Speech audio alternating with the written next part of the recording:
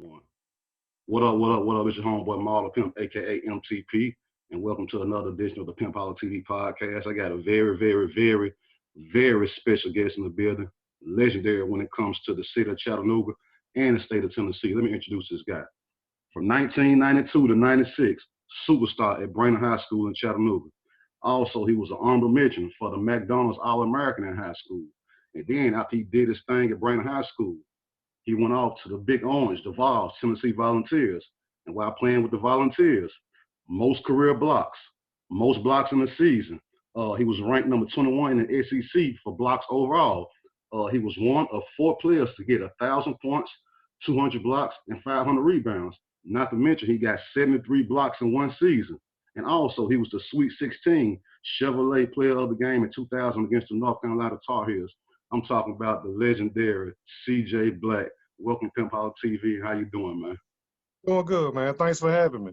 Man, thank you for tuning in, man. How you been? What's been going on, CJ? How you been doing, man? Before we get into the interview, just how you been, bro? How you been, man? I've been doing all right. I've been going through a little roller coaster with my personal life. I'm divorced now, and my kids stay with their mom, so they moved out of the state, and just dealing with that and getting back on my feet.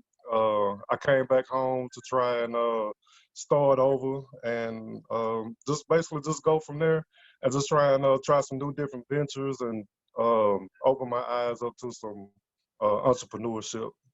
All right, that's good. Good to hear. Let's go back to the beginning, bro. Why did CJ Black choose basketball? How did that happen? Actually, I started running out of options, to be honest. I wanted to be a DJ growing up, or a producer. Didn't know that. So, yeah, so I got off in collecting records, spinning records, making my own little mixtapes, just trying to learn the whole game about it, collecting records. Got to the point where my mama got tired of me having all these records in the house and didn't have nowhere to put them. She thought it was just a waste of time. So she didn't really, my parents didn't really want to invest in that, which meant that, you got to get a mixer, DJ, a scratcher, all of that old good stuff. And they weren't really too much into that. So I wound up playing football because my brother also played for Brainerd. He was a running back. He was one of the top 20 running backs in the state. He had an offer to go to Tennessee himself. But he had such a type A personality that sometimes he had a hard time listening. So that kind of scared a lot of coaches away.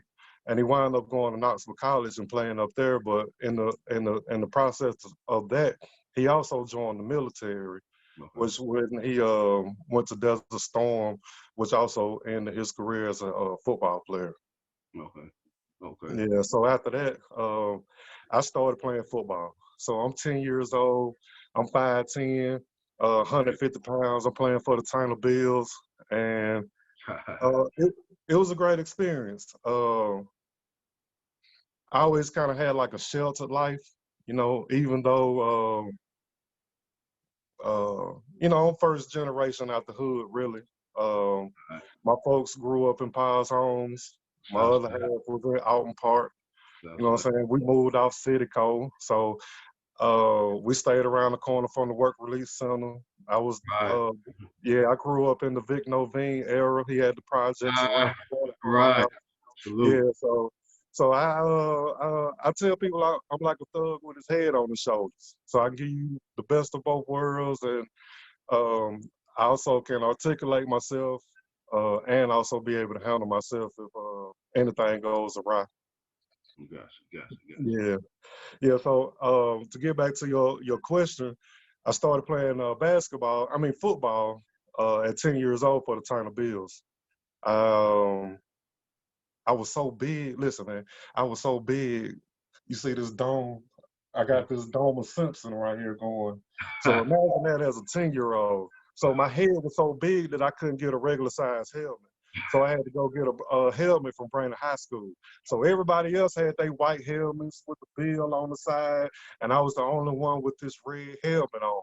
And I tell people when we take our team picture that it looked like a bunch of little matches with one of them already lit standing in the middle. Yeah. So, so I did that. I was pretty good. We wound up going to the championship. And once again, since me being so big, that they put a weight restriction on for the championship. So I couldn't play with the 10-year-olds. I had to play with the 12-year-olds. You had to step up. Right. So for the championship, I played with the 12-year-olds. I did pretty good. You know what I'm saying? I really can't complain because that was actually my first year playing. And then after that, I believe I played one more year. And then I had to, well, I was given the option to find another sport by my parents because a lot of the other parents of the kids were complaining all the time about me possibly hurting their baby or I hurt their baby. And my parents got kind of tired of hearing that. So they wanted me to try another sport. So I picked up basketball at 12. All right. Interesting. Yeah. Let me ask you this, So, bro. all right. You ended up at Brainerd High School playing basketball, and you made a name for yourself. How'd you end up at Brainerd? Because you told me you could have ended up somewhere else. What was the other school that you could have ended up at, and how did you end up at Brainerd? The way it works is you go by your school zone. Right. So I live across the street from being able to go to Brainerd. But since I was from the other side of the street, I had to go to Howard. So in my process of coming up, I was 6'1". No, I was 5'10". About five. No, that ain't right. I was about 6 foot in the 6th grade. So I played at Archinard Middle School. That's when they first changed over to the middle school. So I did that from 6th to the 8th grade. So I played there. I started dunking when I was 6'1". But the only way that I could dunk was if I took baseline. And I actually couldn't go straight towards the rim.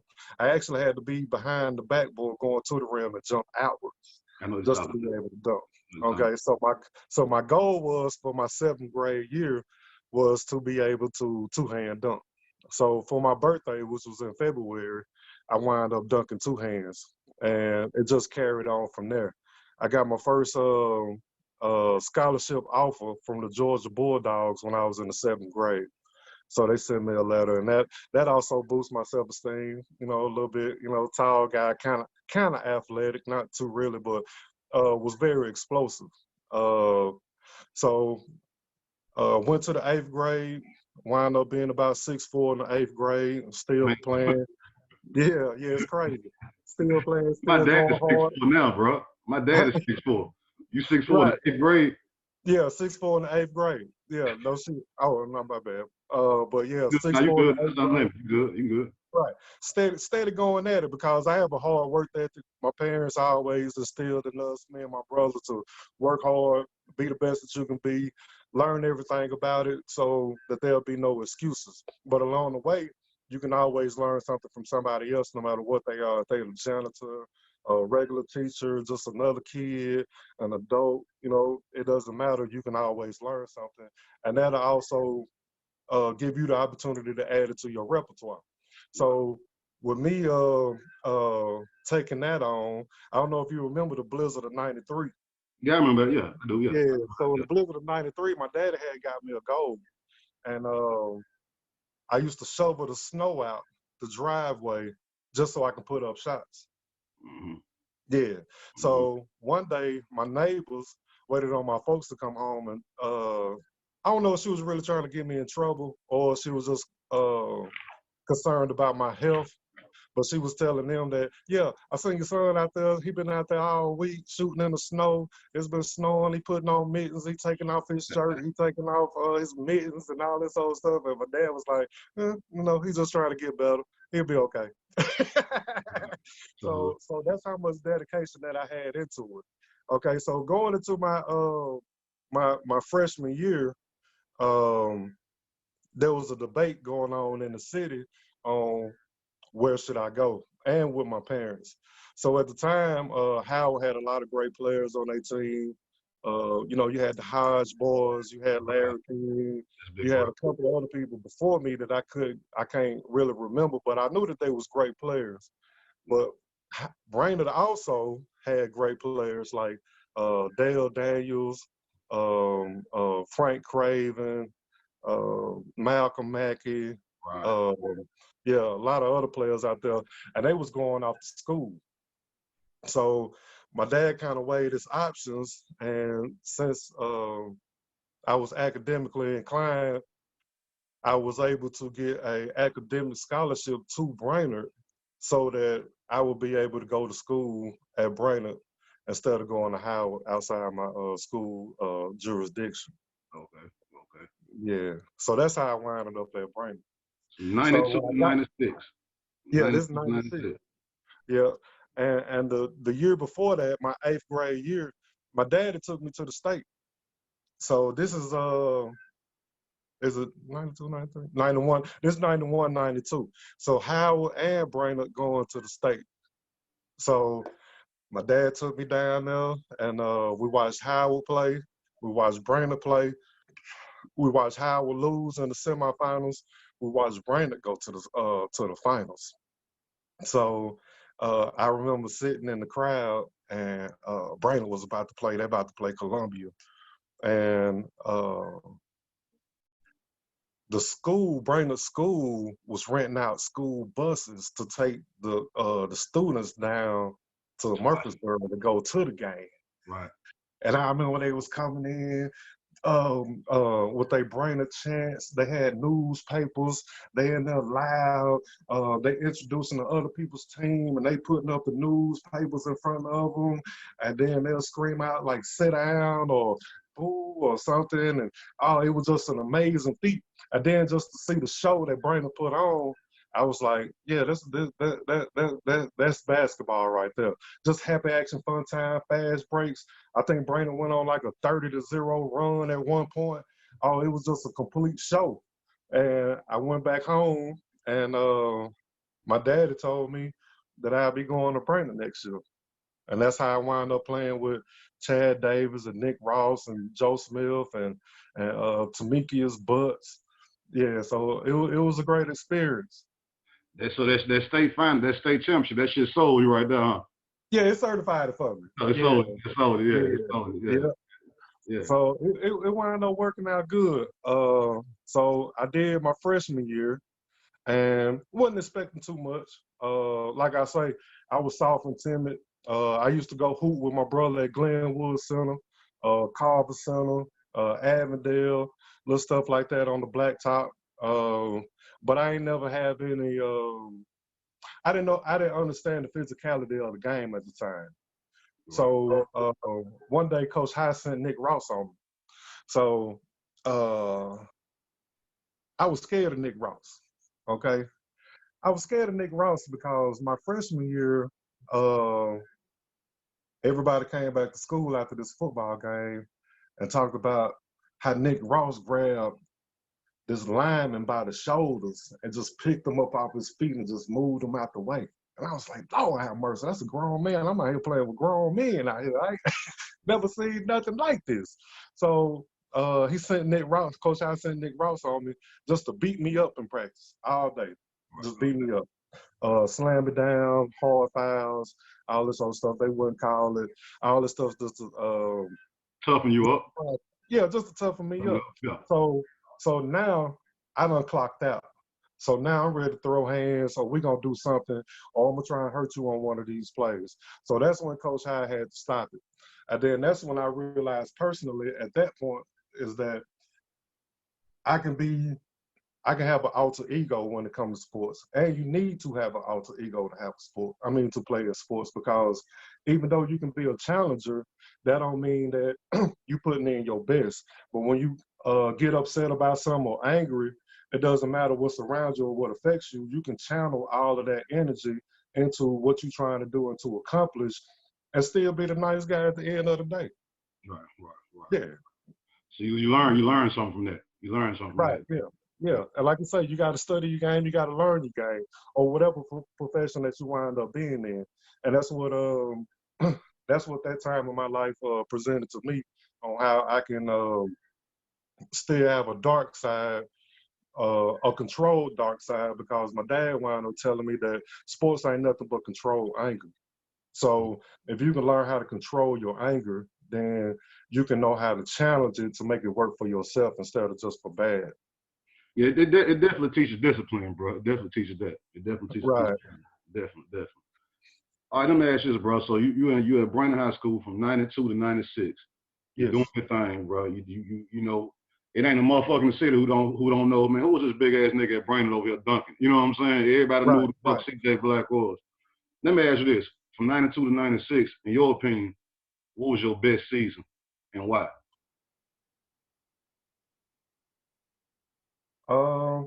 I would probably have to say, man, I would probably have to say my junior year, All because right. we made it to the championship that year. Did y'all play Cleveland? Now we played Science Hill. This was when Science Hill had Joe Bon Johnson, Nathaniel Bailey, All Fields, um, and all of these people on my AAU team. right. So mind you, when before I got to Brainerd, I started playing AAU when I was 12.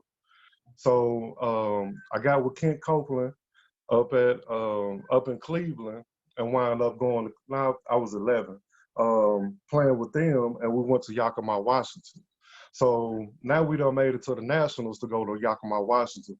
We done played everybody in the state. We used to go to Kingsport every other weekend to play, sometimes Nashville, and we play these tournaments. Then you make it to the Nationals. We went to Yakima, Washington. So while we're in Yakima, Washington, now you get the chance to see all the elite players in the country, all in one venue. So now you get to see where you really lie at, you know what I'm saying, where your game is really at, because you may be cold in your city or you may be cold in your state, but you as cold as the person that lives in the state next to you or the state above you, you know what I'm saying? And that's where the two true tests come in. And that also give you the opportunity to see if this really for you or not, or if you have the skills to actually stay in this profession. I remember we played a game, we won, and we had a game the next morning. But my coach wanted us to stay Charlie Benson. No, that's not right. That was the next year. So the next year, I wound up playing with the Tennessee Travelers, and we went back again, and we played a game, and our coach wanted us to watch this game, see this guy named Shea Cotton. He's supposed to be the #1 player in California as a 7th grader. Okay, so mind you, we 8th graders going into the 9th grade.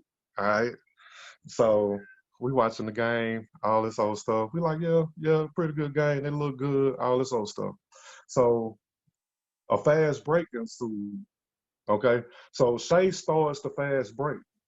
Shea come down from the right hand side, get back into the middle. So now it's a 1-on-3. He broke the dude down in front of him and took off like one step in front of the free throw line and did a 360 over 3 other players. From the free throw line? From the free throw line, a 7th grader. Shea Cotton, jump high. I'm talking about jump high. Just super athletic. #1 player in the country coming out of California as a 7th grader. Yeah, once he made that dunk and dunked over the whole team, coach said, that's all we need to see. If y'all ain't ready to play after this, then y'all ain't ready. Yes. And that's what gave me some more drive to try to be the best, because I want to be the one to represent his state like that, his city like that, his team, to have other coaches want their kids to stay after a game or come to a game early just to see this cat, to see if this is what y'all really want. I loved it. I loved it, and I appreciated that too, because that changed a whole lot of things also in my mind. Because before I got to Brainerd,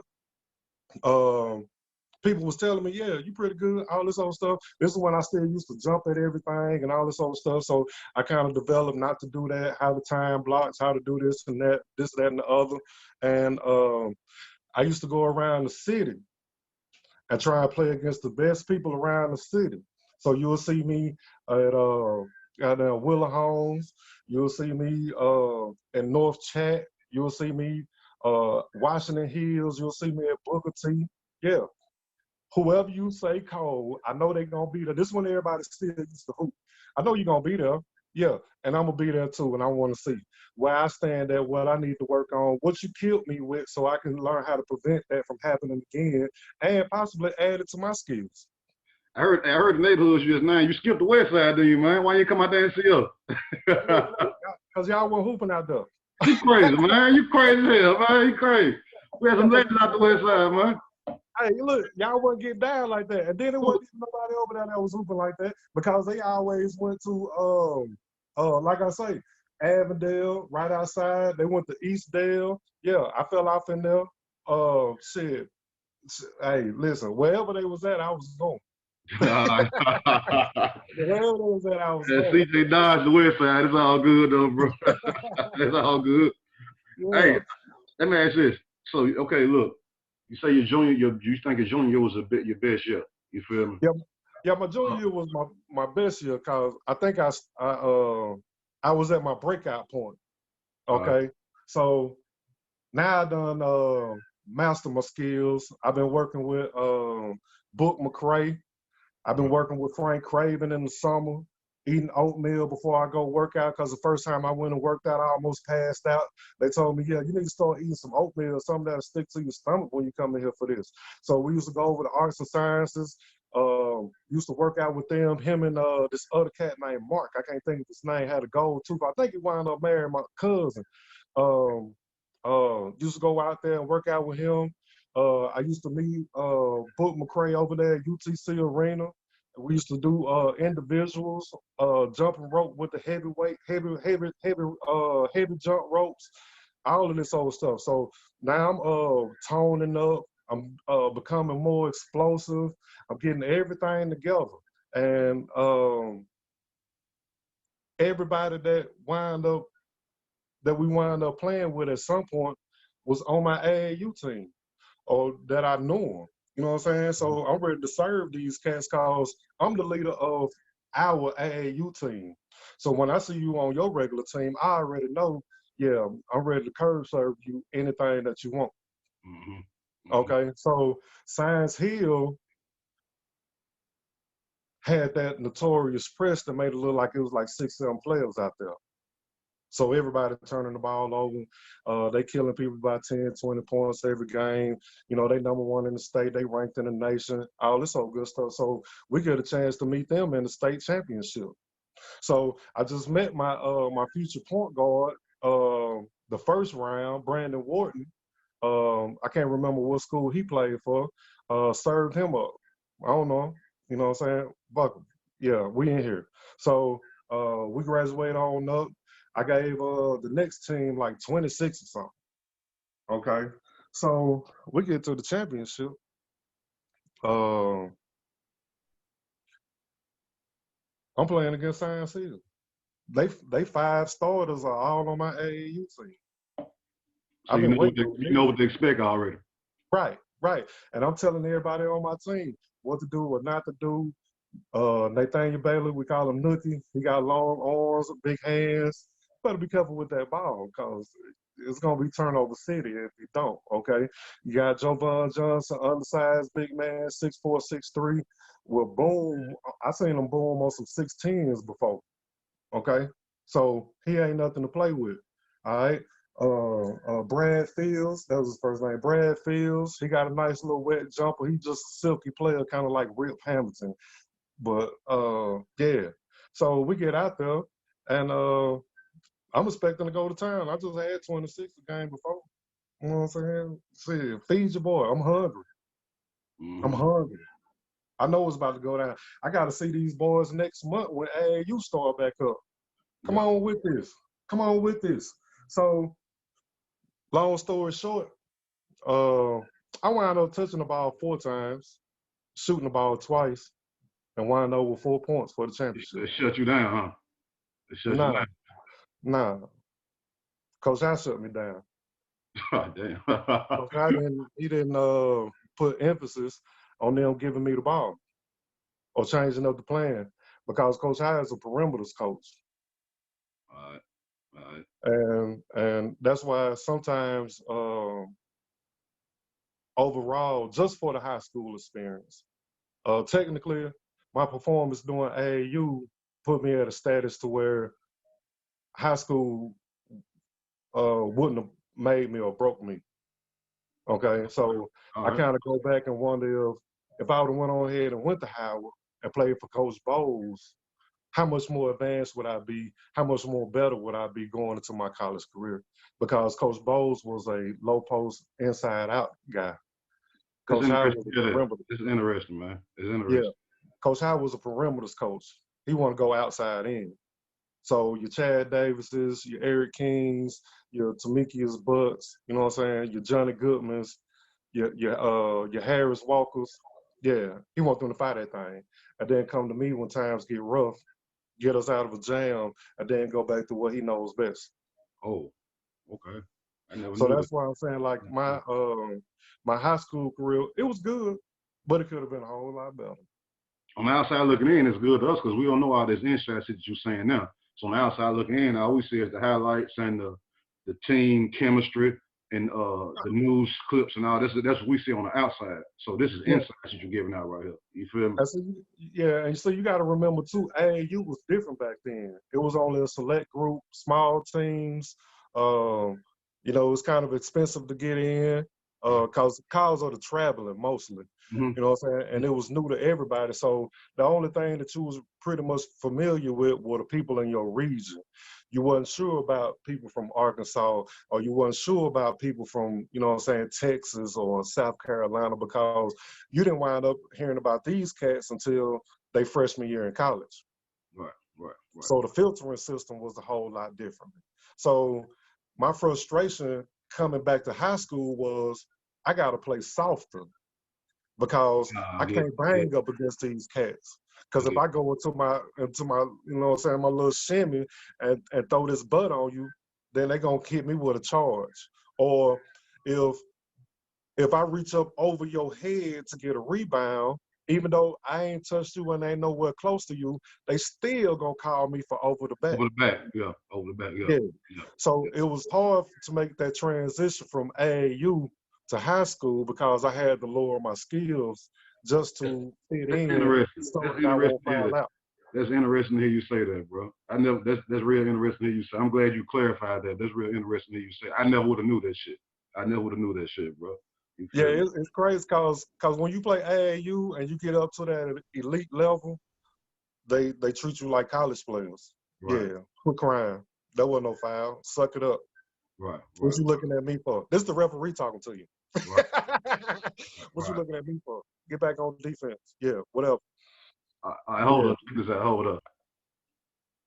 All right, man. Let me ask you this, bro. Let's go. We gotta go back to some history right here. Okay. This is history in Chattanooga right here. I'll never forget this shit, bro. February 29th, 1996. Yeah. Ridge High School. You feel me? Yeah. Well, I think was it the regional finals or something like that? Right. The reason finals go to the sub-state. Okay, so check this out. We looking at this, right? If I remember this in my head, right? CJ Black is up under the rim. He go up for a thump, like you kind of got hung a little bit or something. Yeah. Come back down, go back up, and you break the motherfucking rim, bro. You feel me? Yeah. Made it Kill rain. type shit in high school. You broke the rim. The whole crowd went crazy, bro. Man, talk about that, man. Just talk about that, man. That was my first time ever seeing somebody do some shit like that in high school. Talk about that. Okay, so once again, we got a sellout crowd. Okay, standing room only. Like I told you before, when we went to the state, the 5 starters on that team is on my AAU team. Okay, 4 of the starters on Cleveland team is on my AAU team. So you got Dale Baker, Vincent Yarbrough, Cortez Westfield at the point, and JP Westfield at the 2. I assume so. Yeah, because he was small. He might have came out the bench, but I ain't sure. Don't matter. So They good. You know what I'm saying? Obviously, we all on the same AAU team. I'm the only one on my team that's from my AAU team. I think Harris might have came on at that time too. Yeah, because I recruited Harris to get on our team because he was special. Sure, Uh, sure yeah, was.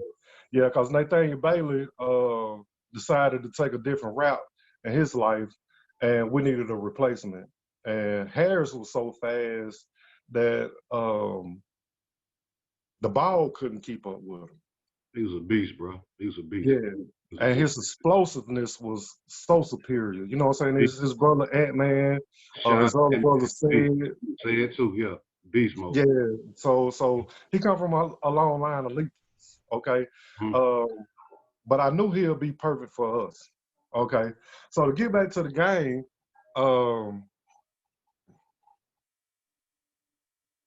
they shooting the lights out. Everybody on their team come in the zone. They dunking, shooting threes. Cortez Westfield coming down, find that thing from damn near half court, doing a goddamn Birdman at half court on his way back to play defense. You know what I'm saying? They acting a fool. So I told you standing room only. Yep, I It's remember so, this. it's so I remember yeah, this. it's so crowded in there that they got all the exit doors open and people out there in the yard out there trying to peek in to get a piece of this show. Okay, so it's this guy in this corner like, who is CJ Black? CJ Black, he ain't nothing. Why you think he all this old stuff he's supposed to be You going to can you can hear Tennessee? you can hear you can hear this. You can hear him saying Yeah, this. yeah, because he's standing on the side. He's standing on the Gotcha, baseline. gotcha, He's gotcha. standing on the baseline corner by the steps at East Ridge. All He's right. standing on the floor. Okay.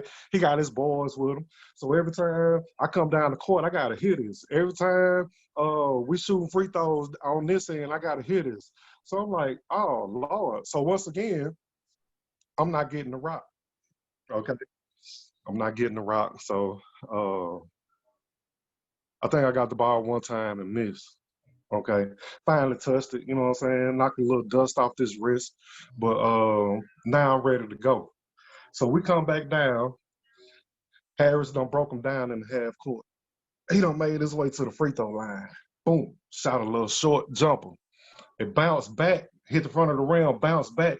He caught it again, go back up. When it hit, the ball bounces off real slow. So I go up and I try and get that thing with one hand. And get hung. So I get hung. I use so much force that when I get hung, the ball don't do nothing but fall straight down. So it falls right in between my legs. So I looked to my left and my right, and I picked it up and just went back up with it and tomahawked that thing. Boom! So all the glass just started falling out the sky. So the only thing that I could think of, side note, Charles Barkley is my cousin. Okay. All right. So my great grandmama and his grandmama are sisters. Okay. So at this time, he had the new Reebok commercial. Was it no? Ooh, that was so disrespectful. Had the new Nike commercial where they made the cartoon out of him. So when he dunked it, the glass breaking everything, and all you see is him walking to the other end of the court with the rim in his hand. That's the first thing popped in my head. So when I fall down, I still got one hand on the rim, the other hand on the floor. So I'm just trying to rip the rest of the rim off because I'm about to walk off and just slang this bitch at half court and just walk out the gym. All right. So boom. So I pull it and it get hung up there. So it wasn't nothing I could do about it. It was just sitting up there dangling. So I walk over to the dude and I was like, you been wondering who CJ Black is? That's who the fuck CJ Black is. And by that time, everybody in the crowd just started coming in, storming the floor. They touching me, they holding me, they trying to get me dapping and everything. And all of a sudden, I just feel all this stuff burning all over my body. So I'm trying to push everybody back. So if you go back and look at the video, it was cool at first. And then I started pushing everybody back off of me because I didn't know that I had all this glass on me. Little shards of glass all in my skin and stuff.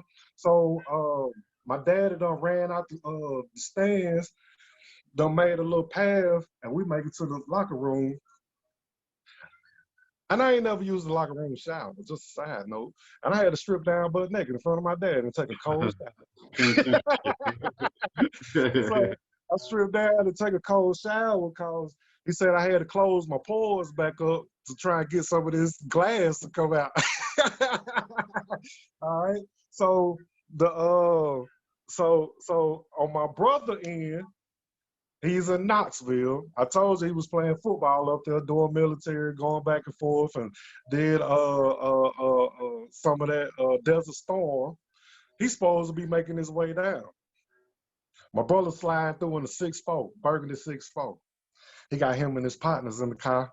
They ride, they on the slab, they ride, they trying to make it down here, and wound up having a car accident. So what happened was the whole tire came off on the highway. He said it was the craziest thing he ever seen. He said the tire came off, hit the median, and went behind them.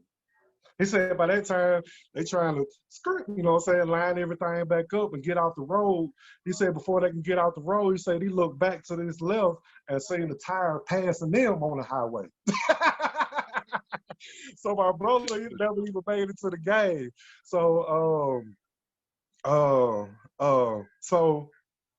so I did that, did the shower. Okay, so I go back to school. Okay, so now it's like, oh, I'm sorry, that's a lie. We had to stop the game. It was like a minute something left in the second quarter. Everybody from Cleveland still give me a hard time about that, saying that if that wouldn't have happened, then they would have won the game. I was like, nah, you know what I'm saying? Y'all was in y'all zone a little early, you know what I'm saying? It happens, but we still got another second half. We was gonna figure it out. Everybody was gonna start catching up. Y'all wasn't gonna stay on fire like that all night. So the next day, they told me I couldn't even dunk no more. They had to go get a backboard and rim from Red Bank, bring it over, install it. They resold tickets, all this other stuff. So let me stop. I mean, let me stop. I want you to kind of elaborate on this. I didn't mean to cut you off, bro. All right, now this is high school, bro. You feel me? Yeah, this is NBA. This ain't college. Right. You know, we seen. I think we done seen Shaq break the rim, and then back in the older days of the NBA, Darryl Dawkins used to break the rim all the time. You know what I'm saying? But that type of shit wasn't happening in high school. And most of it was niggas just dunking all the time, and you getting ooh and ah from the crowd. But to break the rim, bro, it ain't happened unless I done missed some shit. It ain't happened since then. It ain't happened since then, bro. So this is what I want you to talk about on that aspect. What came your way after that? Like, you know, like, cause that shit was on the news, bro. It was on the news as you did that. That's how I saw it on the news. Cause I didn't go to the game that day. I saw it on the news. You feel what I'm saying? And of course, you hear everybody in the city talking about it. So now, not only CJ Black, this dominant center at Brainerd, who's putting up numbers, but now this nigga just broke the motherfucking rim. Like, you know what I'm saying? Like, what came your way after that, man? You feel, what kind of attention did you get after that you see that you wasn't getting at first? You feel what I'm saying? Okay. Did that stamp you in any kind of way, or was everything still normal after that? Or did you see an upgrade or increase in your heat of man? So I told you I was going around the city to play against all the best players in the city. Right. Okay. Just to see where I stand at, just to make sure I'm where I need to be or what I need to work on. Okay. I accomplished that. Okay. Now I'm doing AAU. Okay. Find out that they can't hold me either. My bad. Find out that they can't do nothing with me either. But I'm still hungry, still never settling. But I just want to put my city. Well, at the time, it wasn't for the city. The time it was just for my parents. You know what I'm saying? Because I didn't play football, so they wanted me to do something else. Okay, so they invested a lot of time and money with me with like personal trainers and AAU and having me travel. My dad drove to Oklahoma one time and drove all the way back from Oklahoma, and we got back at like 4 in the morning, and he had to be at work at 6. You know what I'm saying? All the sacrifices that they put for me, did for me and for me, I really appreciate that. And I wanted to show them that what they are doing for me is it's worth it in the long run. You ain't wasted your time. You ain't wasted your money. I already established that I'm gonna go to school for free, so you ain't gotta pay for me to go to school. You ain't gotta worry about no books and housing. You want me to graduate? I'm gonna graduate. My mama wanted me to be on Sports Illustrated. That was another goal of mine. I never got on the cover or anything, but I had a few pictures in Sports Illustrated. I always wanted to be in Faces in the Crowd. Couldn't never be in Faces in the Crowd. But I did what I could for the amount of time that I had. But as far as after breaking the backboard, that just solidified me as a living legend for Chattanooga. Damn right, bro. I definitely agree with that, bro. I definitely agree with that, man. And like I said, unless I don't miss some shit, that ain't happened since then, bro. Niggas ain't breaking the rim, dog. They Well, take at least a not amount in of power to do some shit Tennessee. like that, bro. Yeah, at least not in Tennessee as far as I know. I think one person may have done it like afterwards, but it wasn't as dramatic as mine was. You know what I'm saying? Mine was more theatrical than anything, more of a movie scene than anything. It was just I just can't describe it, man. It was unbelievable. The good part about it, bro, it was a sold out crowd. Every motherfucking body saw that shit, dog. Everybody saw that shit. I watched how motherfuckers just cleared the stand. Like, look, when you broke the rim, it's like motherfuckers knew the game was over. Man, just clear the stands. Yeah, just clear the stands. Motherfuckers knew the game was over, bro. You know what I'm saying? The BRAINERD people's in that bitch going crazy, dog. I remember it was yesterday. I saw it, dog. I saw it. It was crazy deep. It was crazy deep. Pandemonium. That's the only way you can describe it. And one of my homeboys, a close friend of mine, like a brother, Jermaine Washington, he played with you, J Dub. You feel me? Yep. That's my dog right there. He got all the BRAINERD highlights on the DVD. You feel me? He got all the dunks and all that shit he got on DVD. So we don't say and watch that shit a few times. That's one of the things that's on there. You know what I'm saying? Yeah. He got it on DVD, bro. He got it on DVD, dog. Yeah, that's dope. Yeah. Well, yeah, we played the second. I mean, we finished that, went into halftime, wound up beating them by 9. Okay. So, like I say, I go back to school Monday, and everybody talking about it. So we go back and look at the tape. So if you look at the tape, the rim is still dangling at one point. Okay. It was a rod that went through the middle of the backboard that actually held the rim on the outside of the glass. Okay. So that's why it didn't initially fall off, but it eventually slid off. So if you look at the tape, rest in peace to homeboy Tank. Yes. Tank was the first person out there on the floor that walked in the pile of glass. Tank went and got the biggest chunk of glass out of there, and they said that he was out there in the hallway breaking off pieces, selling it to people for $40 a piece. That ain't some awesome ass shit, bro. Hey, you see it? This for real? This for real? Yeah, this is a true story. And people's buying that? Hell yeah. Look, man, this is history. This is history. Everybody got a chance to witness history. It was a championship game against 2 of the top teams in East Tennessee. You got 5 to 6 people that's going off to college on both teams. And you was able to beat her, and I broke it on leap year. It only comes around every 4 years. I celebrate every 4 years. I love that, dog. Man, I bought this chain as a celebration to say, Seth, I love you for breaking the backboard, leap year 96. That was history, CJ. That was it. You did that, my nigga. I ain't buy this in 96, but I bought this for my 4-year anniversary. All right. Yeah, still got every 4 years. Value. Still got sentimental value. You heard me. Yeah. So the thing behind the news is didn't nobody want to follow it. So the news didn't show up. The only news station that showed up was Channel 12. Channel 12. So Channel 12 got the exclusive. Well, that's why I saw it, because I saw it on the news. That's how I heard about it. Outside of motherfuckers talking about it, I saw it on the news, bro. They ran it all week. I saw it. That's how I saw it. They ran it all week. And then they wind up, I don't know, either selling a copy or doing whatever, or they might have been at the house with their little VCR and recorded it. Then the other station started putting it on the next week. Okay. So we ran for like 2 weeks straight. That was history, bro. That was history. All right. So this the kicker. All right. This an inside story too, man. Don't too many people know about it. Check this out. You know, I almost went to jail over that. For what? What's the charge?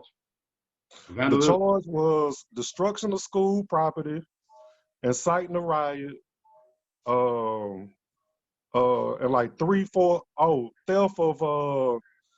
under 500, and like 5 more other charges.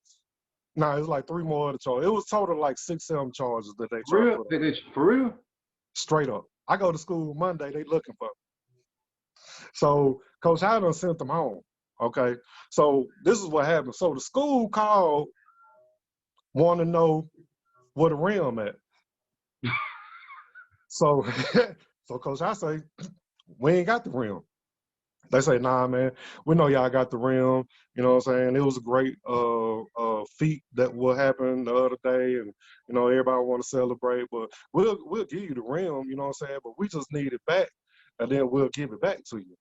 Cause I was like, we ain't got the rim. It was like, well, you know, we're gonna have to charge CJ for. And then he threw out all these charges and shit, and cause I was like, it ain't nothing I can do for you. We ain't got the rim. So if you go back and look at the tape in slow motion, after you see Tank walking away with a big old chunk of glass in his hand, the camera pans over to me to the left, and then as it's panning back to the right, you can see just a small little arm reaching out, grabbing the rim. So what happened was, it was a kid brother that went to East Ridge. I'm sorry, kid's little brother that went to East Ridge grabbed the rim. He grabbed the rim, run out in the hallway, give it to his big brother that goes to East Ridge. Boom. He shoot out. Okay. Our commentator that does the commentating at our home games, son worked at Red Food Store right there on Shallowford Road. Mm-hmm. He said one day this kid come in to work with a rim in his hand trying to sell it for $200. And that's how I got the rim back. Ain't that some shit? Yeah. That's an interesting. I never knew that. Yeah. So Coach, I got it in it was in a little shadow box glass case, but I think my folks might have it now since Coach I not there anymore. Okay. Let me ask you this next question, bro. During your years at Brainerd, who was your, how can I say this? Who was your favorite teammate? Or let me put it, I'm gonna say your favorite teammate, but let me word it like this. Who was the teammate that you had the most or the best chemistry with? On my team, I probably have to say it's in between Harris and Johnny Goodman. Harris Walker and Johnny Goodman. Them are the two names that came in my head. Too. Yeah, because like I say, Harris was special. You know what I'm saying? And you knew he was special and was going to be something. He was. He could jump, play good defense, quick, faster than the ball at the time, but he was always trying to get better. He'll work out on his own. He didn't need any motivation. He didn't need any, kick in the butt to do what he needed to do. And he had a high IQ, and you can respect that. And Johnny, he was one of the first players that I ever seen that could possibly play the 1 to the 5, maybe 1 to the 3, but for high school, 1 to the 5, and I thought that was dope. He was tall as a motherfucker, and he can shoot, and he had handles. Yeah, and he was 6'5". Yeah. You know what I'm saying? 6'5", 6'6", somewhere in there. Probably about 6'5". But yeah, and I thought that was dope. Really couldn't jump that high, but he can jump good enough to dunk. You know what I'm saying? But nothing spectacular, but I respected that. And yeah, we all got along well. I always wanted to see each other do well, do the best, willing to take criticism, positive criticism, negative criticism, and just go from there. And that's the thing with different athletes and different people who are in the upper echelon of their craft. you can talk to them and they'll understand and won't take it personal. Right. And try and figure out what they need to do to get better after that. Now, if it's physically out of their control, there's nothing you can do. You know what I'm saying? But if it's mentally out of their control or they taking things too much to heart, then you usually don't be too successful in whatever it is you're trying to do. All right. Let me ask you this then. Okay. Now, 12th grade of Brainerd. That's pretty much coming to an end. Now it's time to move forward. We talked off camera about a few things. I want you to kind of get into this. For one, the CJ Black. I know you had a lot of colleges getting at you. Right. What are some of your favorite colleges, for one? You feel me? What are the ones you probably thought you wanted to play at, but then you ended up at Tennessee? So just give us a whole, and man, hold up. Before I get to that, hold up.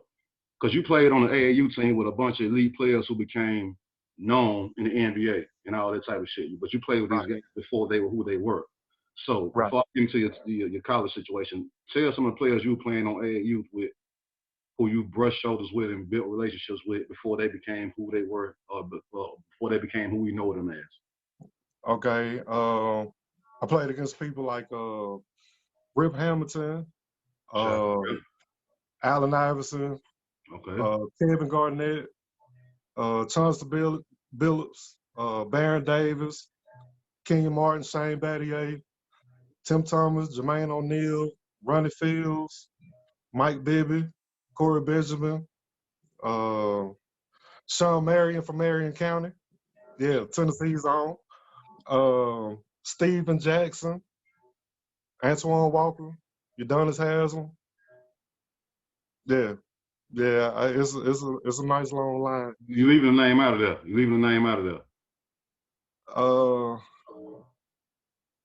Who else I don't play? Oh, my bad. Oh, that was so disrespectful. The great Kobe Bryant. Thank you. The Black Mamba himself. And listen, I got a Black Mamba story for you. So check this out.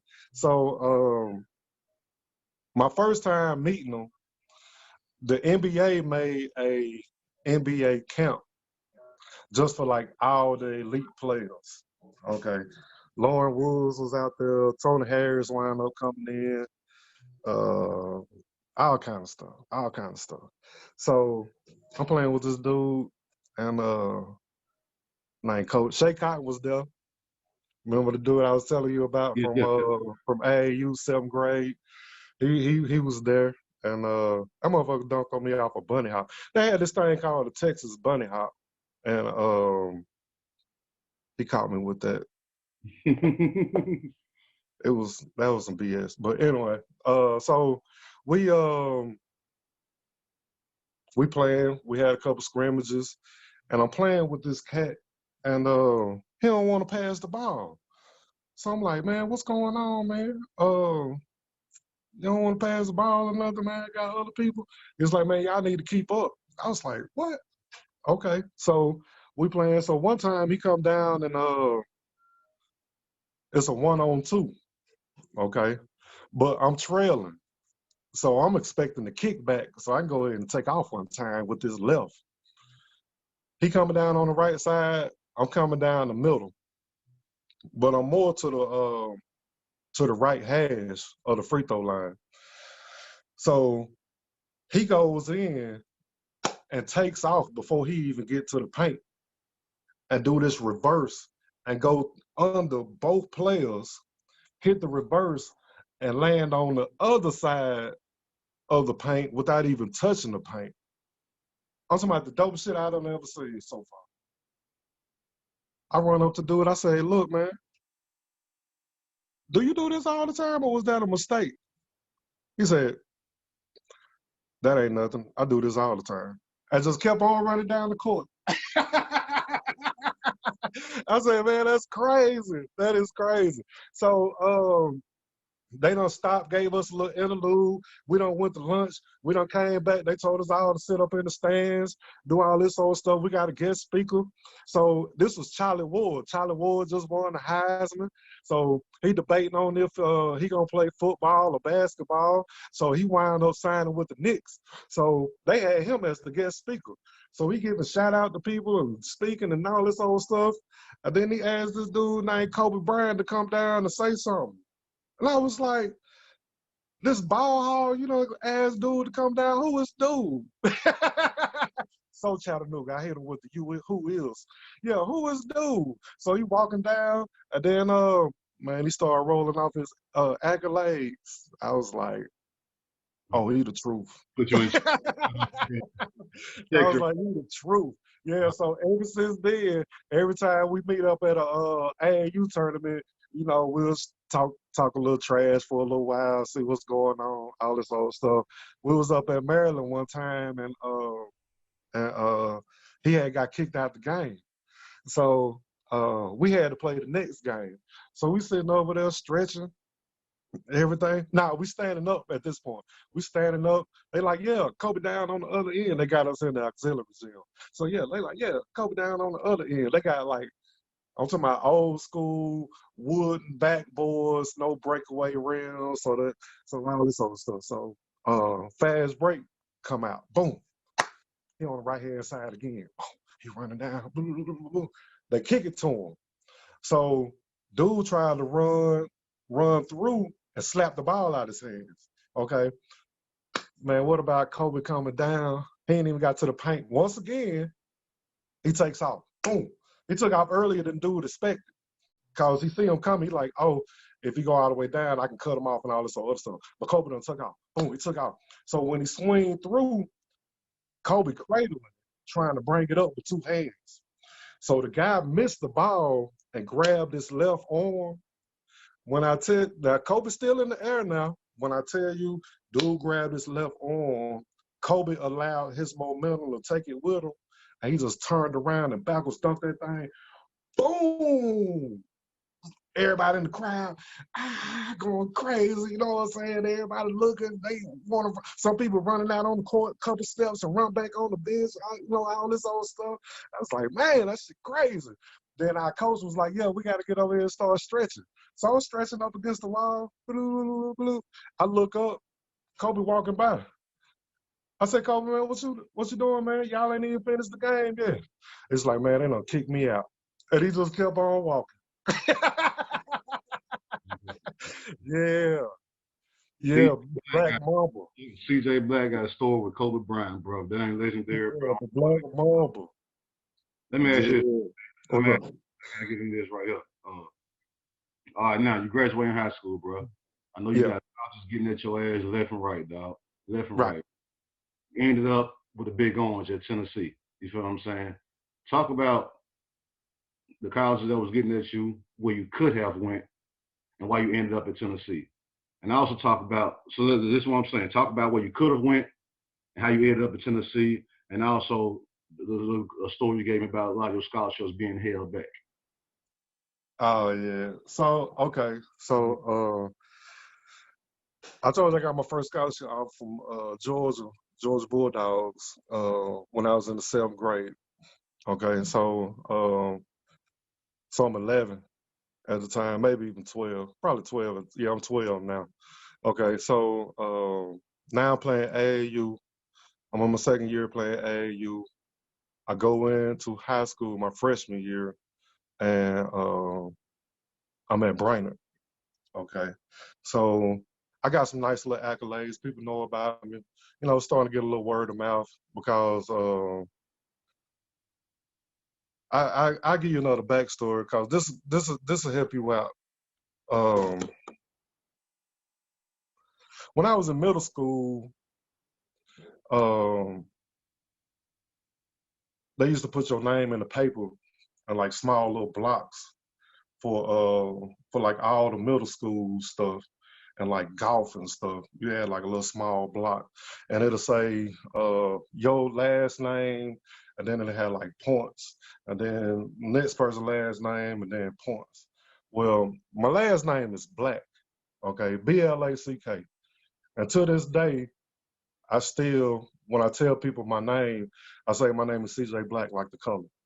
Okay, because some people have a hard. I don't speak loud enough. I don't, and I kind of mumble sometimes. So sometimes it may sound like I say block instead of black. Okay, so I just go ahead and say CJ Black, like the color. So we ain't got to go through that. Okay, so we used to have this newspaper reporter that used to do the news, or well, they used to report our games, and he used to spell my name Block all the time. So I told my coach about it. He was like, I don't know why he doing that, cause I got to give him a written form, and then he just put it in the paper. So I don't know what the issue is. So I say, okay. So then the next week go by, it's the same thing. Because now I'm starting to feel myself because I'm actually scoring like 10 points, 12 points. You know, that's kind of big for middle school. I mean, middle school. So I go home and I tell my daddy, I say, Dad, man, how come they keep putting my name in the paper wrong? Like Coach say he done told him, he done wrote it down for him, and he still putting my name in the paper wrong. My daddy looked at me and he said, well, apparently you ain't doing enough. You ain't as good as you think you are. Because if you was as good as you think you are, they'll know your name and know how to spell your name. So if you want to alleviate that problem, you need to go out here and start working harder so you can make yourself a household name, and then you won't have to worry about people spelling your name wrong or pronouncing it wrong. Yes, yes. Yeah. So me going into my 9th grade year, uh, with that mindset behind it, I'm expecting to go ahead and do my thing. So my 9th grade year, Coach Howard wound up putting me on junior varsity at some point. You know what I'm saying? Which didn't add up to me because we had a game. We had a game beforehand. It was the Brainerd Howard game, which are rivals here in Chattanooga, and we used to have it at McCullen Gym, which is their auxiliary gym. And I think it holds, I don't know, 9,000 people, maybe 8,000, somewhere around in there, 6,500. You don't know. It's a nice number. Like I said, it's just an auxiliary gym. And I remember this one play where Howard swung the ball to the right, had Darren Hodge flash to the middle. D-Rap. He caught the ball, turned around, and took off on the first hash and dunked on Joe High with 2 hands. Boom! And I'm lined up with the free throw line, and I'm looking at this, and I'm like, oh, that's so ugly. Oh, that's embarrassing. He gonna have to live with that. They gonna kill him when we get to school Monday. That's the first thing that popped in my head. And then I'm like, oh, I want some of this. Cause this is what I do. I've been doing this all summer. You know what I'm saying? I go out here and kill people, doggone people, there ain't nothing. I come to embarrass people, make people want to change their occupation. I know I'm about to go in. I don't even play. So I kept on the bench. He kept you on the bench. yeah, kept me on the bench. So talked to Coach High about it. He say some stuff about I didn't think you was ready for that kind of atmosphere and environment, you know, big crowd, big game. I thought that was too much for you. You know, we're gonna try and, you know, ease you in and stuff. And I think we're gonna probably put you on like junior varsity so that you can get some more run. I said, junior varsity? My first day out there, I couldn't even fit the uniform. So I had to so I think well, yep, I had to wear some tights, basically, because that's how they feel. They feel like I had on biker shorts. So I'm out there and I'm embarrassing these little kids, man. And then at one point, he put me on a 9th grade team. And then I killed them little boys so much on the 9th grade team that the other school told me that could never happen again. And they didn't want that I'm banned from playing 9th grade anymore. So they put me back on junior varsity. And then I think my last time playing on the junior varsity game was against Tyner. And that's when I had like 15 dunks in 2 quarters, and the other team ain't scored. And then I could only play like 2 quarters with the varsity team. And then that's when Tyner had Tony Cross and Kevin Jones, Twan, you know, comedian Twan. He a comedian now. Comedian Twan. Yeah, he always been funny. Twan and man, I want to say, yeah, David Woods was still there. I know Dave. Yeah. So I went out there and served them as much as I could for 2 quarters, but after that, it was pretty much over. So I continued with varsity from there, and I'm talking to my AAU coach, and he was asking me, "Are you getting your letters?" And I was like, "Nah, I ain't got no letters." He was like, "Yeah, everybody keep telling me they sending you letters to the school. They want to make sure that you're getting your letters." So I go to school one day, and I said, "Hey, coach, I've been getting some letters." No, I'm still in the 9th grade. You're like, "Yeah, you've been getting some letters. Here you go." So he'll give me like 3 letters. It'll be like Michigan and Iowa and like Cornell or something. So I'd be like, "All right, that's cool." You know what I'm saying? So then, like another month go by, I'll be like, "I ain't getting no letters." So then he'll hand me a few more. It'll be like Tennessee, Alabama, Georgia, you know what I'm saying, Florida, all this other stuff. So I'm like, all right. So then at the end of the season, he came in with a box. I'm talking about like a moving box just full of letters. And I was like, first off, I don't even drive to school, so how am I even gonna take this big ass box home? And how come you ain't been giving me my letters? He was like, "Yeah, I didn't want your head to blow up and all this other stuff." I was like, "But these are letters." Pause. I go to school. Pause. Huh? Pause. So, all right, you got colleges across the country sending you letters saying we're interested in you, we want to possibly move forward with you, and you saying Coach Hyde was refusing to show you that? Yeah, so he'll give me like 5 at a time or 3 at a time.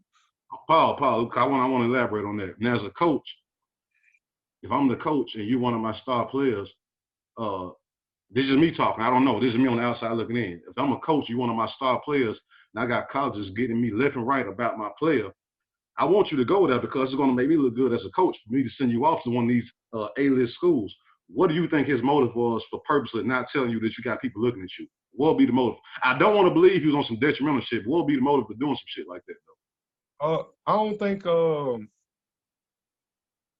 You got all these letters coming in. I'm just going to purposely not tell you about this. Yeah. I think because I believe with his track record, like he been there and done that, and he might have seen how it affect other players. So we kind of get caught up in that stigma to where we don't want to work no more, or we done made it, so I don't have to work as hard, or I don't have to listen to you, or I don't have to go to school no more. I want to think he might have felt like I was gonna take on that mentality, and that was the reason why he done it. But so you think he had good intentions by doing that? You think he had good intentions by doing that? In your opinion? I believe he did overall. It still just kind of hurt my feelings. Like I say, my uncle is a professional boxer, Jay Bell. So I know what superstardom look like. You know what I'm saying? My uncle made it to the championship fighting with Don King without even a personal trainer. He just trained himself. So just imagine if he can go all the way to the championship, sit in a room with Don King and fight for the national what was it, fellow lightweight? I'm not really sure what class he was in, but just to be able to do that and be on pay-per-view with Don King, with no personal trainer, you sit here, go to the Y downtown, Chattanooga, train yourself, and become the greatest. The king of steam. You can't take that away from him. Mhm. All these other people got personal trainers and staff and nutritionists and people that do their exercise and Pilates and massages and all of that old stuff. All he got is his wife. All he got is himself. Yeah. You know how much mental toughness it takes to do that? He do his own interviews. He helped me with my interviews. He told me if you didn't understand the word, how to work your way around it, how to manipulate the question to work for you, all of this stuff. So I mean, I don't think he gave me the opportunity to see who I really was. And at the same time, looking back on just my high school career, I honestly don't think he really appreciated me totally for Oh, what we could have done for each other successfully okay. as high school compadres. It's deep, You it's deep, bro. know, It's deep cause to say that, dog. It's deep to hear yeah, you. I'm listening. I said that's deep to hear you say that because, like I keep telling you, I'm on the outside looking in, and on the outside looking at, I didn't go to Brainerd. I went to City. You feel what I'm saying? Yep, So yep, and we looked at Brainerd like I guess I gotta give credit where it's due. Brainerd had a star-studded team, bro, and y'all did y'all thing. So if you got a yeah, star-studded team and you're doing your thing, at some point you got to give credit to the coach. So it make us sit back and say, damn, man, Coach High doing his thing over there at Brainerd.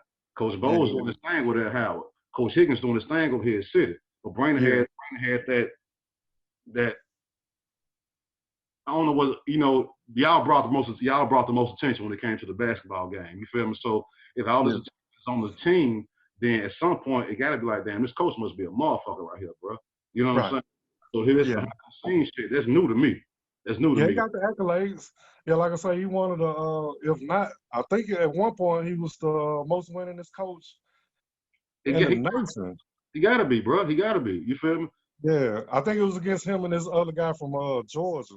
But yeah, like I say, I think what kind of hurt our relationship on the court was the fact that I don't think that he was willing to change his format as far as what he looks for in a team and would be willing to adapt to an inside out system rather than an outside in system. I get it. I get it. Yeah, because even now that I think about it, all of his plays were always designed for like low post players, or at least the plays that we ran in the game were always low post. I mean, was always perimeter oriented plays. You get that. I get that.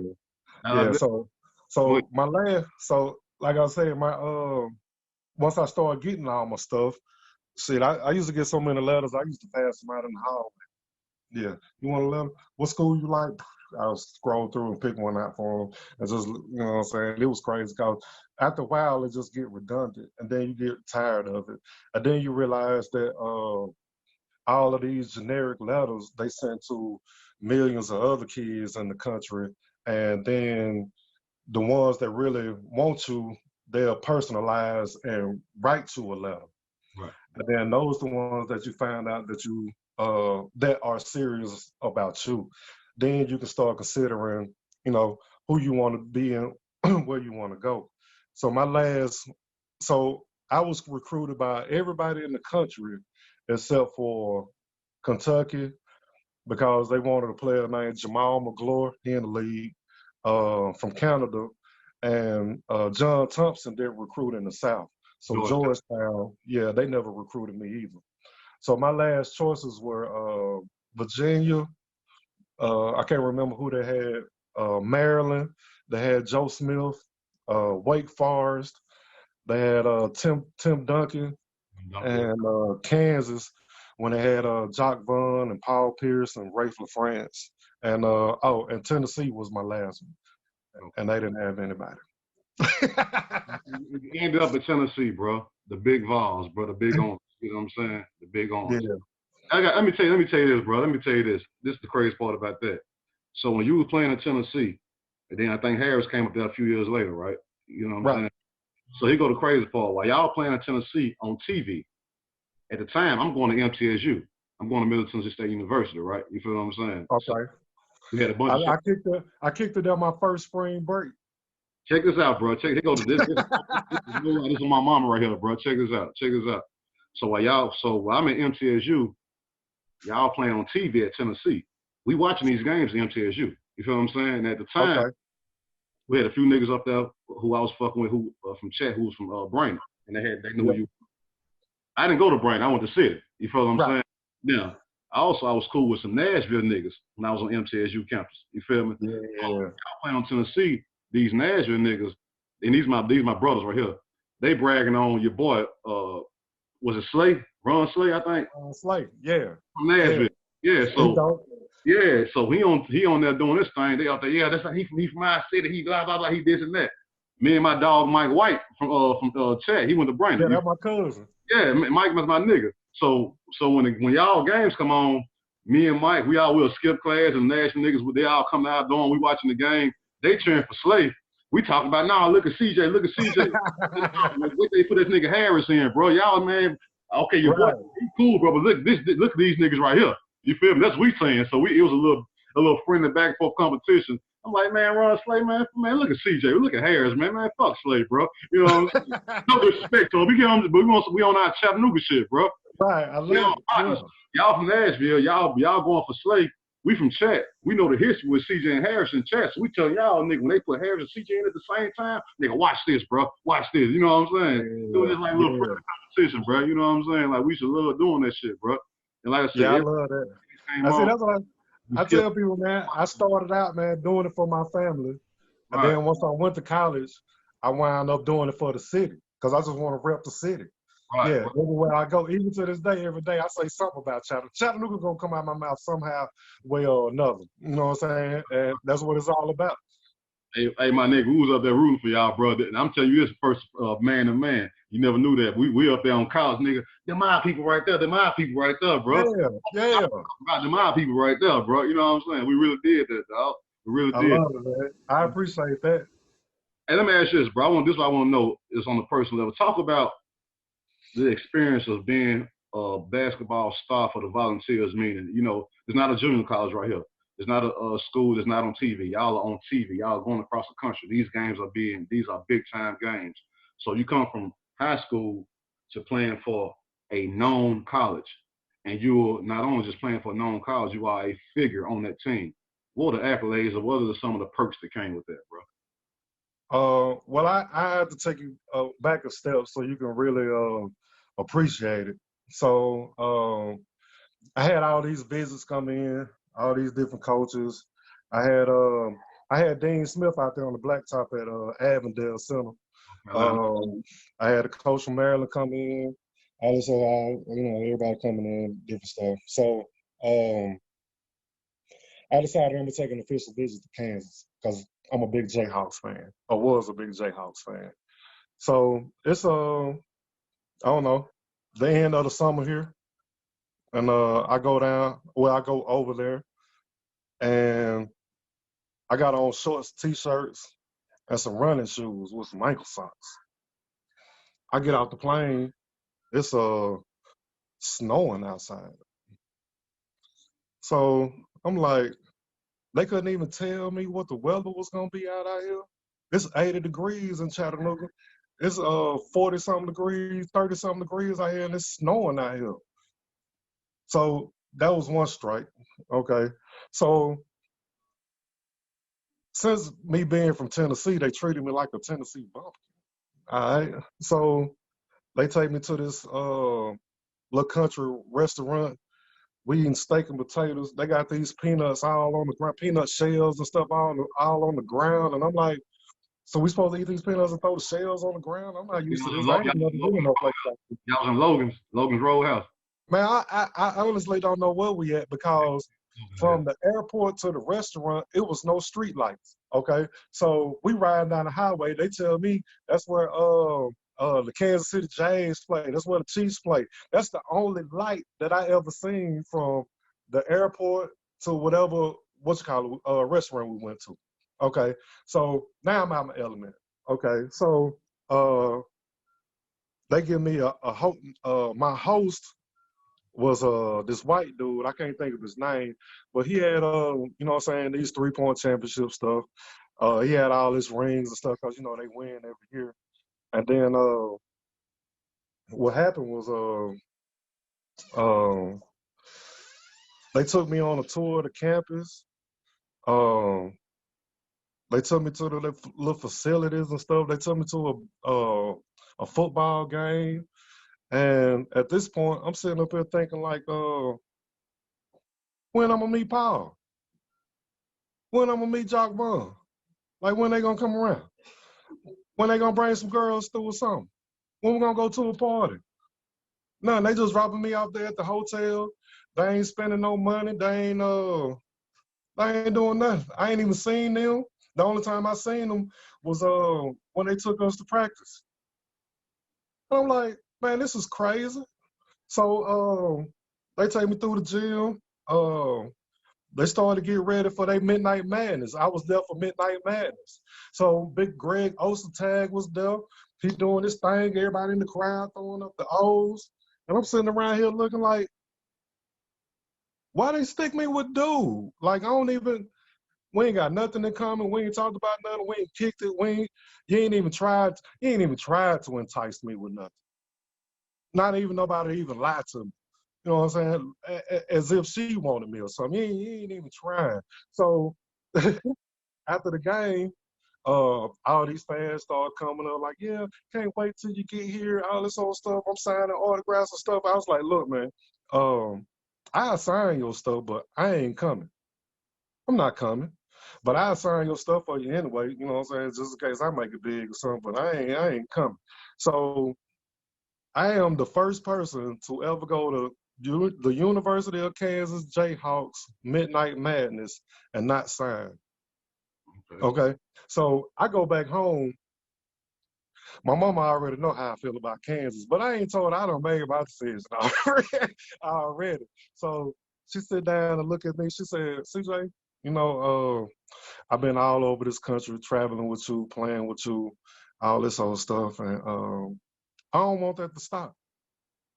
She said, I know Tennessee ain't been good in a nice little while, but if you as good as you think you are, you can turn Tennessee into a powerhouse just like Kansas Jayhawks are.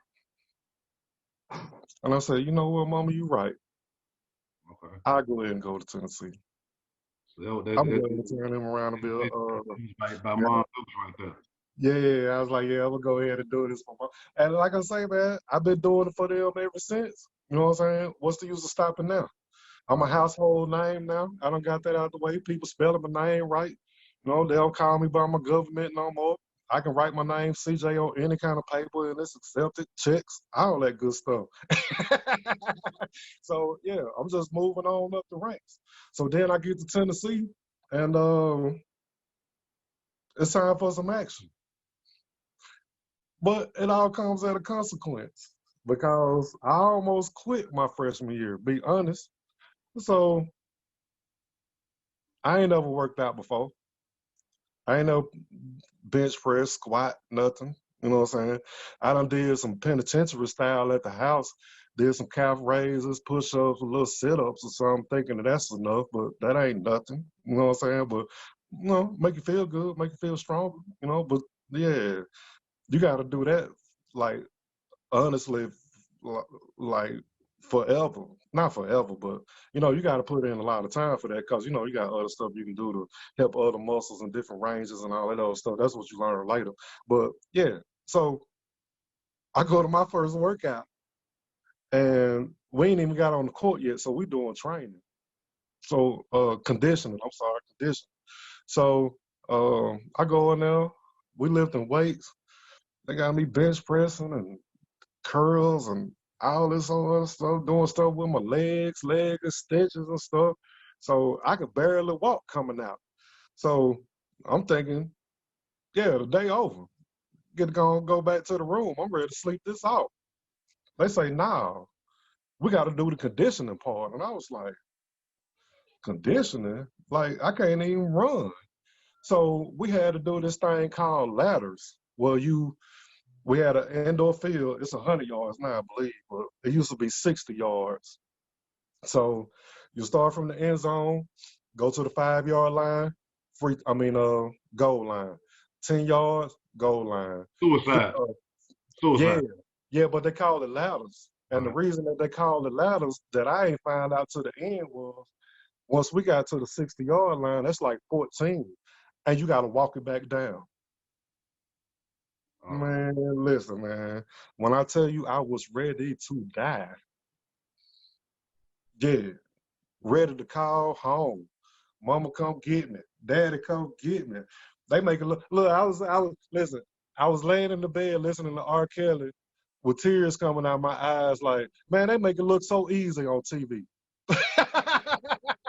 This is the first time I ever had a hump in my life or a decision in my life to where I'll be like, do I still want to keep it? Like I say, different people choose at different points in their life. Well, if it's for personal reasons, what if they love the streets, what if they love chasing girls, but for some reason, you will come to a point in your life where you got to make a decision if you want to keep going or if you're ready to go ahead and give it up and try something else. And that was my breaking point right there. Yeah. So I'm laying in the bed listening to R. Kelly, tears coming out my eyes, ready to call my mama, and I get a knock on the door, and it's Dale Baker, my boy. He said, man, I don't know what you doing, but you need to cut these lights on, cut this music off, and get yourself together. You in here tripping. This is just day one. You ain't never worked out before. You don't know what you're supposed to do. You don't know how to run. They're going to teach you how to run. They're going to do this, that, and the other, and it's going to get easier every day. This ain't punishment. This is just for you to get better. You playing against the best now every day. You need to be ashamed of yourself. Right, yeah, he said, you need to be ashamed of yourself. And once he told me I need to be ashamed of myself, I was like, you know what, you're right. I've been dogging these boys for years. This shouldn't just change because I don't want to run no ladders. But yeah, that was it. But after that, man, you know what I'm saying? I told my labor on the head. So listen, so this what kind of stymied my freshman year. I was at Brainerd and I was going up for a dunk and my hands was wet and I was going up, touching my shoulder, boom. So my feet swung up under me. And since my hands was wet, I slipped off the rim, was falling head first, threw my arm out there to brace myself and wound up having a sublet dislocation, which wound up tearing my my whole rotator cuff in half. Okay, so basically that's it's called, well, technically it's called your labrum, but it's your socket. So basically, like if I was to try and tuck my shirt in, my shoulder will fall out of place. Okay, so my folks couldn't afford that kind of surgery, so they knew I was going to school, so they kind of passed the buck down. So Kevin O'Neal needed me or needed everyone because this was his second or third year going into it. It might have been his second year going into it. And he done ran everybody off. And now he got his core group in. Isaiah Victor had some issues coming in, so he couldn't start his freshman year. And he needed all hands on deck.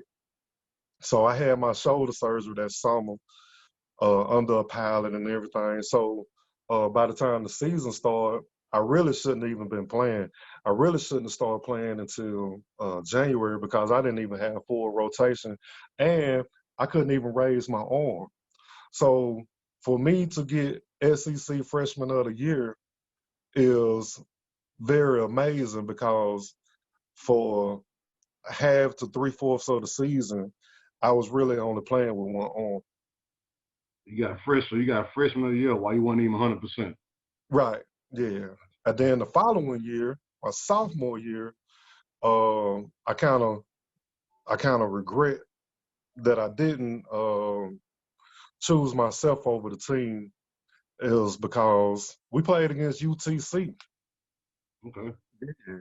Mark Smith. So Mark Smith on the team, and I got the ball on the block.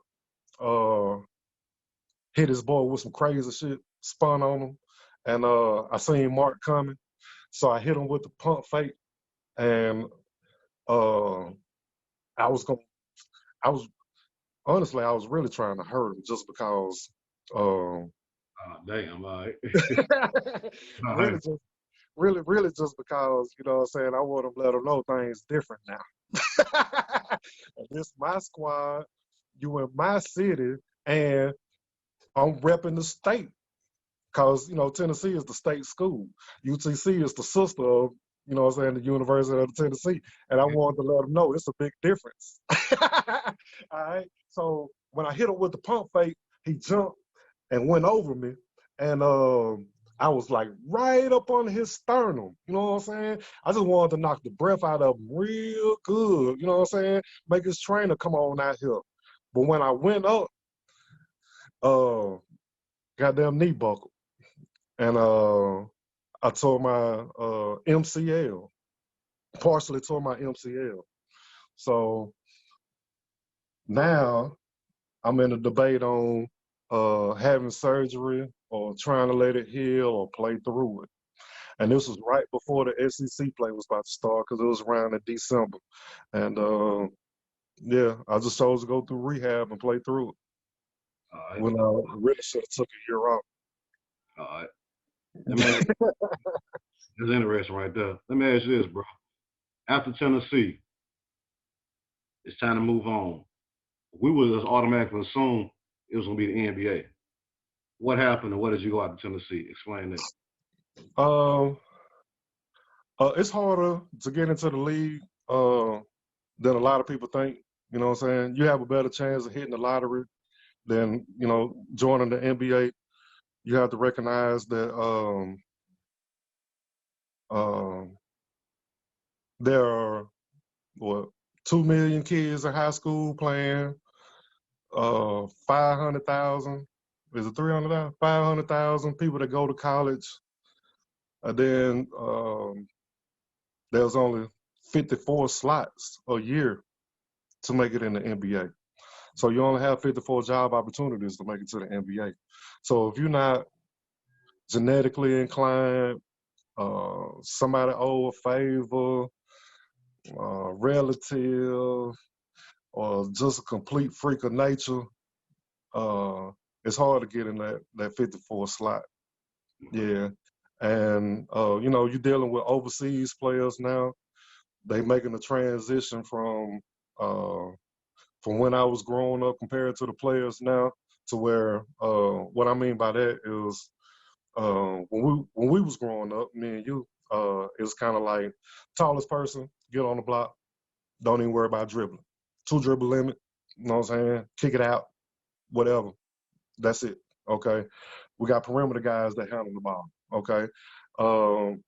When they start bringing in people like Tony Kukoc and Sabonis and Right. uh, people like that, Magic Johnson was really the main issue for that, to where they actually seen. This is why I respect Johnny Goodman. They seen a 6'10" cat that can run the point. Right. Right. So the height requirements for the NBA changed. So when it used to be, you know, 6'8", 6'10", big man, work your way on down, 5'8" point guard, maybe 6 foot point guard, all of that got changed. All of that. They threw that out the window. So now your requirements are 6'5" to 6'8" point guard, 6'5" to 6'7" two guard, 6'6" to 6'4" three guard. And then they go 6'9" to 6'11" at the 4, and then they want like 6'10" to 7 whatever for your center. Right. Right. So when I turned pro, going to these different camps and stuff, they questioning my handles. I'm like, shit, I ain't never had no handles. Jerry Green never taught me about no handles. People all the way before me never taught me about no handles. I ain't started dribbling with 2 balls until about 2003. Damn. I only Okay. had a 2 dribble limit. Yeah. One dribble to my left, because I'm a boom on you. 2 dribbles to my right, because I'm either get to the basket or I'm going to pull up. Yeah, I ain't got no handles for you. Yeah. So they wanted me to go from playing the 5-4 to the 1 or the 2. So Oh, I started thinking about players. way out of your element. Oh yeah, I'm on the island. Now I can play the 2, but I can't guard the 2. Right, So I'm right. sitting here looking like, oh, so now I got to guard Kobe. Oh, so now I got to guard Tracy McGrady. You know what I'm saying? Oh, Right. now I got to guard Penny Hardaway. Man, they've been running the point forever. They've been handling the ball, yeah, ever since they was kids. And I just started a year ago. Right, right. Or at this present moment, I just started. Yeah, don't work. Don't work. Then I found out how slow I actually am. Okay, so check this story out. So I play in the NBDL and What is that? Matt People don't know. It's what it was. What is it? What oh is? my bad. NBDL stands for NBA Developmental Team. Okay. Okay, this is when it first started. I did their touring team when they went to South America. Tiny Archibald, a Hall of Famer, that's all you got to say. Hall of Fame point guard was my head coach. And I did their regular season the following year, which is, the NBDL regular season. But now they have a Gatorade deal. Okay, so when I was there, we used to have to bus from like South Carolina to Mobile, and then we'll bus from Mobile and play the next game up in Asheville, North Carolina. You know what I'm saying? Stuff like that. But now they got a Gatorade deal, so they changed it to the G League. Okay. So how it works is all your potential players and all your free agents or people that already been in the league, that's where they send them to kind of keep them in shape, see how they doing, and bring them on up. Okay, so I quickly figured out the game on, you just using me to make your player better, so you can call him up, but I never get a call up, so I ain't entertaining that. And they was also trying to prevent people from going overseas and getting real money by saying that, oh, you'll never get seen over there and all this old stuff. You need to stay at home, play in the ISBL or the NBDL and all this old stuff. You can get seen and it'll be a lot easier. Well, But at the same time, you paid for this league. huh? You getting paid to play in this league? Oh yeah, you getting paid. Yeah, it was like 28 racks for 4 months. Okay. Yeah, it wasn't shit. It wasn't no money. But yeah, cause if you get a call up, I think you get I think it was 10,000. You get a call up for the week, you get 10,000. Then they bring you back, or they'll decide to keep you another week, you get another 10. But on your third one, they have to sign you to a minimum contract. And at the time it was like, I don't know, 275 or something. Yeah. Yeah. But the difference between this money and overseas money is you don't pay no taxes overseas. The team pay for the taxes. So the only thing you have to pay for is like gas, food, and your phone. You know what I'm saying? And whatever other expenditures that you got that you don't brought on yourself. But over here, you got to pay because they pay for your agent too. So over here, you got to pay for your agent. They gonna get 4%. Government, they gonna want theirs. You know what I'm saying? And then just yeah. You got to pay for your apartment or crib. You know what I'm saying? You got to pay for your car. Like overseas, they give you a crib and a car. You know what I'm saying? So you ain't even got to worry about that. But when you home, yeah, that 250, that shit wound up being like 100, which ain't bad. I ain't tripping. But I'm just saying, the whole process of it takes a while, and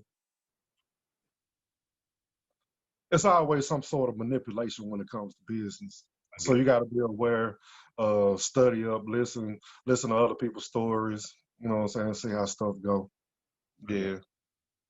I got it. Let me ask you this then, CJ Black. Before we go, man, is there anything that we can be looking forward from CJ Black in the business ventures and entrepreneur type shit? What's on the way, bro? If you could Yeah, just know what's I going on. got a business venture that I'm currently working on. But you know, I'm just kind of, I want to get back into personal training, which is true. This COVID done slowed everything down. But since I'm impecunious right now, I can't really do my entrepreneur thing as far as like my trademark and my logo. So I'm still working on that. So I'm trying to develop this brand, and it should be up next year. I've been dibbling, dabbling in certain little things and just trying to get back on my feet and get back out here because since I am back and I am home, and I haven't been home since I actually left school in '96, that I want to do a lot more for my community and my city because I love Chattanooga. I rep Chattanooga every day, and I never had an opportunity to get back and to give back and to let people hear my story because of me and sports and traveling and you know, being a elite player. I just want to be able to inform people on things and just try to help out as I can and just you know, become a staple in the community again. I know a lot of people see me and respect me, and you know, at this age, you know, you be gone for so long, you just kind of hear stories, and I just want to let them know that the ghost is back, you know, and I'm available.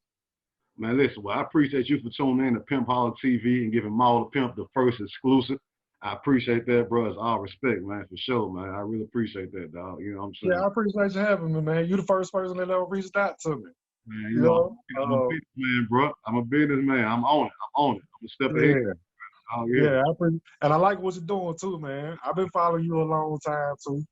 Thank Yeah, you. like I say, I started out wanting to be a producer and you know, some form of music. I didn't even know So that shit, bro. Yeah, yeah. I didn't know. right, so I like the chat song. You know, I'm a big Benny the Shark fan. You know what I'm saying? I like Peanut, Trey 80, all of them. You know what I'm saying? I got my cousin, Alan Bell. He just started him up a record label. It I hurt. think It it's hurt. some, It hurt. yeah, Money Games, Entertainment. Yeah, he got his artist Rolling RZA. Yeah, I've been checking him out. I got a homeboy. Listen, man, I got a homeboy in Knoxville, son named Keon, Kijon. That boy nice. Yeah, he gonna be nice. Yeah, he real nice. He produced. How old is? Yeah, he produced, make his own beats, rap, sing. How old Yeah, is? How old is? he 20. He'll be 21 in February, I think, the end of February. All right. All right. Yeah, young dude. All right, for sure, for sure. Well, give everybody your information, so your Instagram, Facebook, social, YouTube, if you got that, so they can follow you, man. You feel me? Yeah, that's the part that I have to do better in. The only thing I do have is my Facebook, and you can just hit me at CJ Black or just look it up. My email is cjblack423@gmail. All right. Well, again, man, thank you, man. The legendary CJ Black, man. Thank you for tuning in to Pimp Holler TV, bro. Again, much respect, man. Much love, man. Just good luck with everything you're doing, big dog, for sure. Yeah, appreciate it, man. Thanks for having me, man. And keep up the good work. I appreciate you. No problem, bro.